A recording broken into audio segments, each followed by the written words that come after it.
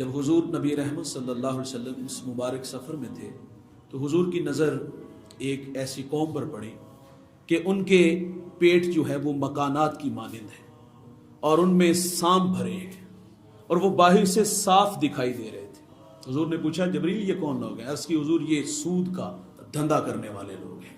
دیکھیں اسلام تو شبے والی چیز سے بھی منع کرتا ہے اور سود تو واضح طور پر اس کو حرام کہا گیا ہے۔ اور یاد رکھیے کہ لقمہ حرام کی جو نحوست ہے اس کا خسارہ دنیا آخرت میں ہے۔ اعلان جنگ ہے اس شخص کے ساتھ اللہ کا۔ کون اللہ سے جنگ کرے گا؟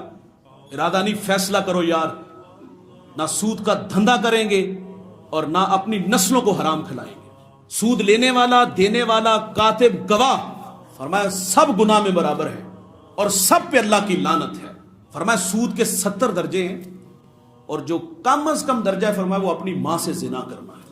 فرمایا جب سود اور زنا پھیل جائے گا تو فرمایا وہ قوم اللہ کے عذاب کی مستحق ٹھہرے گی، وہ انتظار کرے اللہ کے عذاب کا۔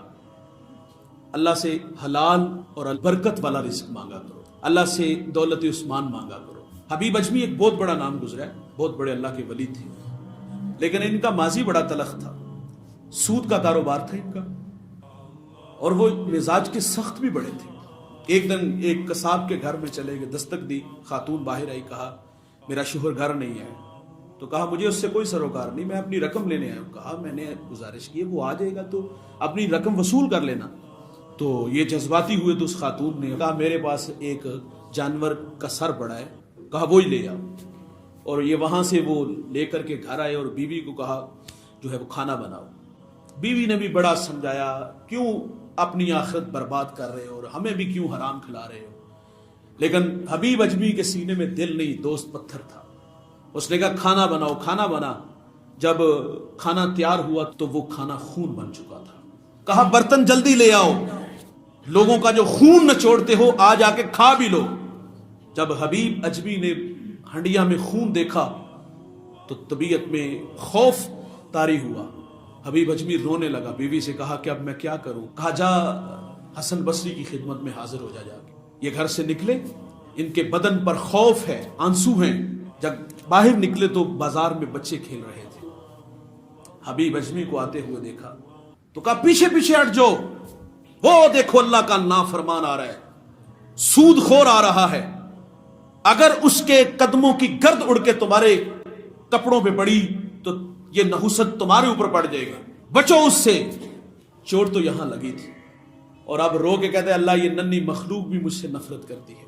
حضرت حسن بصری کی خدمت میں حاضر ہوئے، سینے سے لگا لیا، فرمایا وہ بڑا مہربان ہے، تیرے آنسو بڑے قیمتی ہیں، توبہ کا در کھلا ہے، وہ معاف کرنے والا ہے، اس کی رحمت وسیع ہے، اللہ مہربانی فرمائے گا۔ یہ توبہ کے اتھرو لے کے واپس پلٹا، وہی راستہ اور اسی راستے میں وہی بچے اب یہاں قدم لڑ کھڑانے لگے کہ اللہ یہ کہیں پھر دوبارہ وہی تانا نہ مجھے دے دیں۔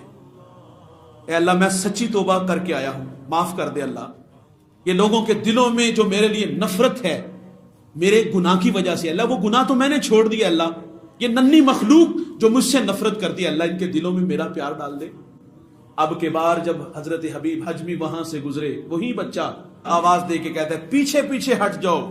سینے میں دل دھک دھک کر رہا ہے کہیں یہ پھر وہی بات نہ کہہ دے، لیکن اب کے بار اس بچے نے کہا یہ اللہ کا ولی آ رہا ہے، پیچھے پیچھے ہٹ جاؤ، کہیں تمہارے قدموں سے گرد اڑے اور اللہ کے ولی کے بدن پہ پڑے اور کہیں تم اللہ کے عذاب کے مستحق نہ ٹھہر جاؤ، اللہ ناراض نہ ہو جائے تم سے۔